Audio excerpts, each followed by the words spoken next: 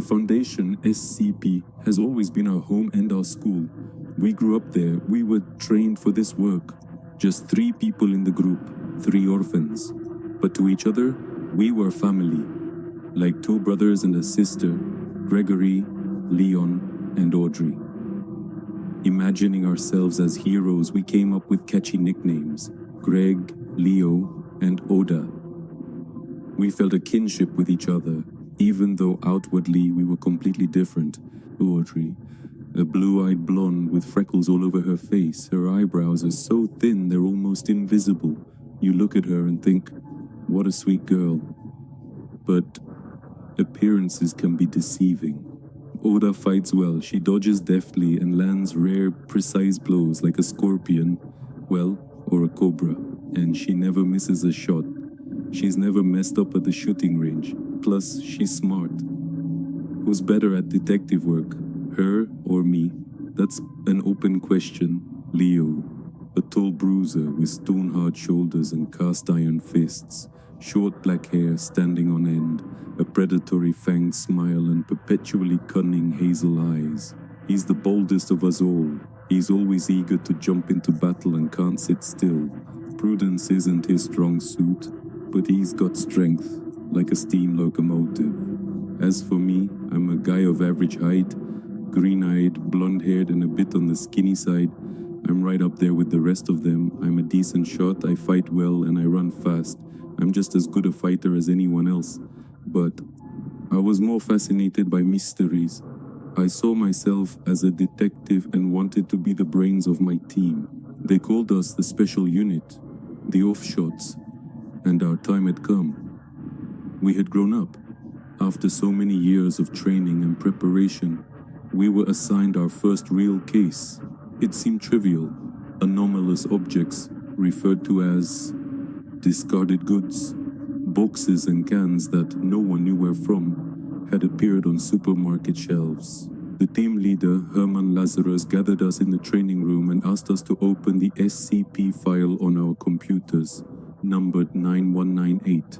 I clicked on the document and immersed myself in the text, and here's what it said. Unknown items are appearing on supermarket shelves among ordinary products. Warning, unknown products are dangerous.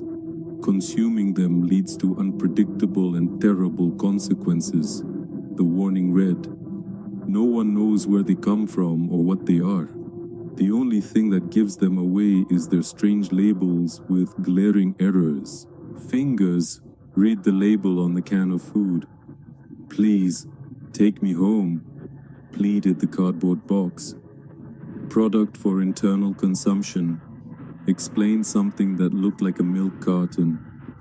Supermarket employees are required to discreetly remove them from the shelves. These items are not for sale.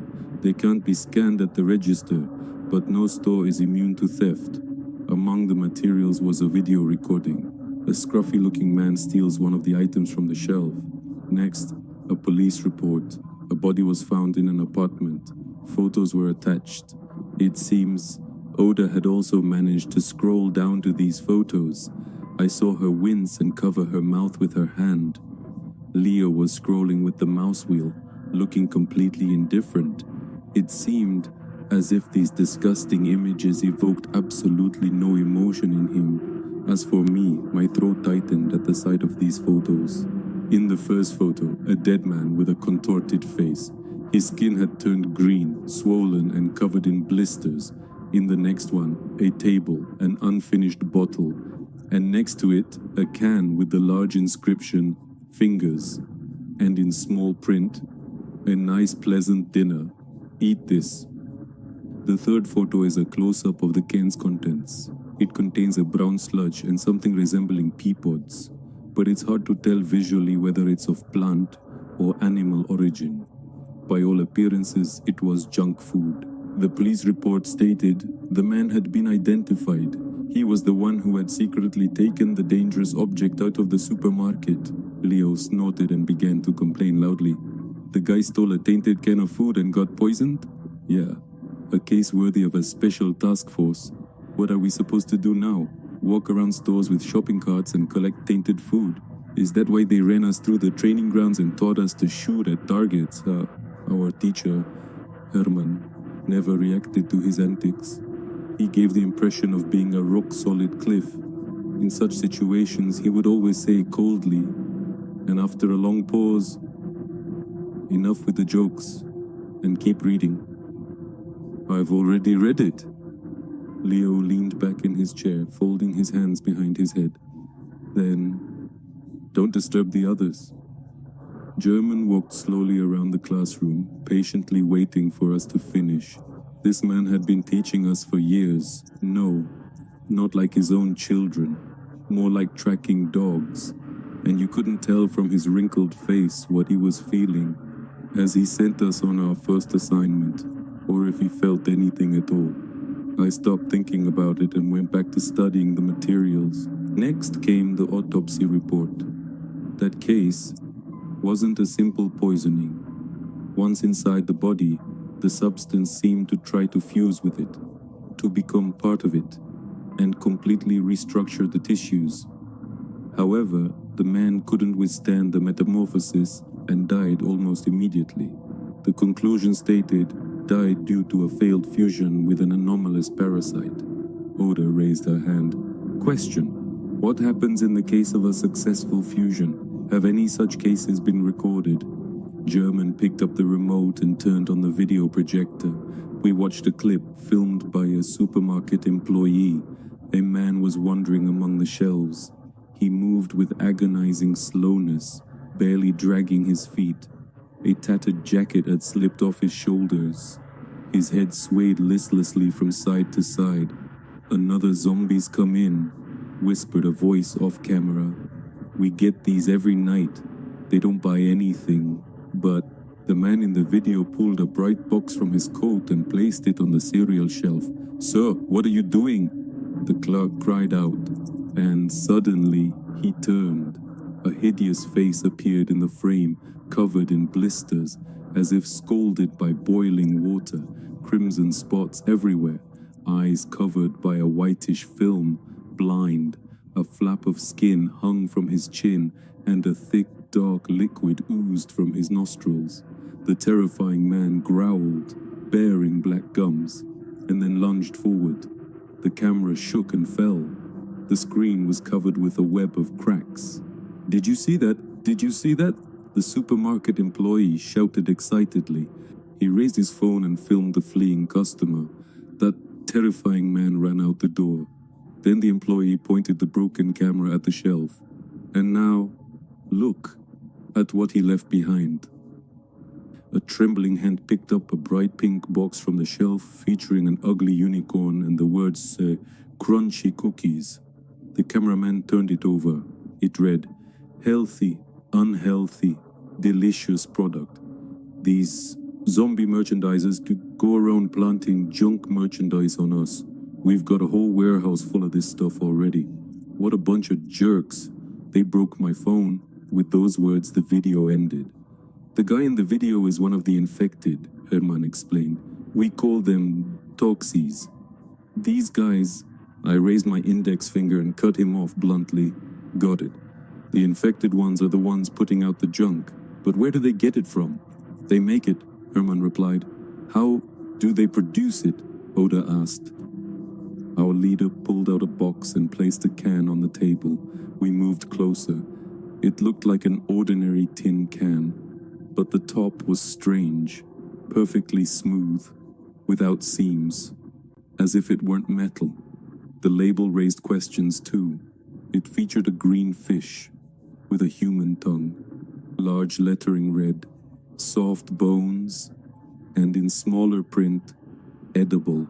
"Is it safe to touch?" Oda asked. "Yeah, just make sure to wash your hands afterward," Herman replied. The girl picked up the tin can, held it up to her face and examined it closely, then pressed her finger against the lid. "It's not metal on top," she said. "Some kind of elastic membrane. It feels like skin." "Let me explain," said Herman. "The toxic's reproduction cycle goes like this. A person eats the contents of the package and becomes infected with an anomalous parasite. After that, Monstrous changes take place in their body. The person mutates, becomes a new creature. There's not a trace left of their former self. Their goal is to infect others. To do this, they use trash. They find a jar or a box and fill it with the contents of their stomachs. It's a special substance. When it solidifies, it mimics food. Then the infected carry it to stores. In short, the toxics vomit into the cans. And that's how this product is made, Leo summed up. Ugh, Oda grimaced and set the can on the table. I thought, since they've already figured all this out without us, what's our job then? And what are we going to do? What do you mean? Kill the toxics? Leo clapped his hands together and beamed. German didn't argue. Not a single wrinkle moved on his face. The toxics are a dangerous species. Their population is growing. Their range is the city of Dobrinsky. The infected one's lair is located near the closed landfill. Your mission is to clear out the nest. You have today and tomorrow to prepare. Is that clear? Aye, sir, we replied in unison. Then, get to the lab. There We were led into a room we had never been in before. A spacious hall, shrouded in semi-darkness. Cold spotlights, the smell of antiseptic, and a faint hint of blood. In the center of the room stood a sealed cube made of thick glass. Someone was standing inside. A shadow was visible there. That was the infected person. He was shifting from foot to foot, making sounds like belching, and twitching his head slightly. Leo was the first to approach the cube. He pressed his forehead against the glass and said, "What a sight. It really does look like a zombie." Oda and I also moved closer. The infected person turned out to be a woman. Sparks of consciousness flickered in her pale eyes, as if she were asking herself, "Where am I? And what am I doing here?" But then, she went mad again. She jerked her head, shook her hands senselessly. Her face was covered in greenish blisters, and the remnants of her clothes hung in tatters. A brown liquid oozed from her lips down her neck. She evoked in me both disgust and sympathy. "Hey guys," someone called from behind. I turned around. It was the biologist, Dr. Jared Bell. I hadn't seen him in a long time. Still the same stocky man with a chestnut beard, except his temples were streaked with grey. The same thick glasses, behind which his attentive eyes were hidden. Not long ago, he had been our teacher. "Dr. Bell, I remember you being taller," Leo said in surprise. "Heh, well, you've grown almost to the ceiling yourself." The biologist slapped the guy on the shoulder and suddenly added, "And how much you look like Arson." Leo narrowed his eyes. Who? I didn't understand who he was talking about either, but Bell didn't bother to explain. "Oh, never mind. Did you come to see the specimen? Toxics are dangerous creatures. They're aggressive, they run fast, they fight with all their might, and they have a trick up their sleeve. Something terrible happened to one of our workers. Look, the scientists led us to the far wall. There, under a white cloth, lay a body. Jared ripped it off, and we saw a disfigured corpse. It looked as if acid had been splashed on it. The skull and collarbone were completely exposed. The bones gleamed, and the edges of the flesh looked melted. A sharp, chemical smell emanated from the table. Oh, that's gross." Oda covered her nose. "The infected spit vitriolic bile," the biologist explained. "It's more dangerous than any super acid, so don't get too close to them." "How do we kill them?" Leo asked. "Well, that's not my area of expertise," Bell replied. "The armaments department will give you everything you need. If anything's unclear, just ask." At that very moment, sounds of retching came from behind us. The infected woman in the glass cube began to vomit the contents of her stomach right at her feet.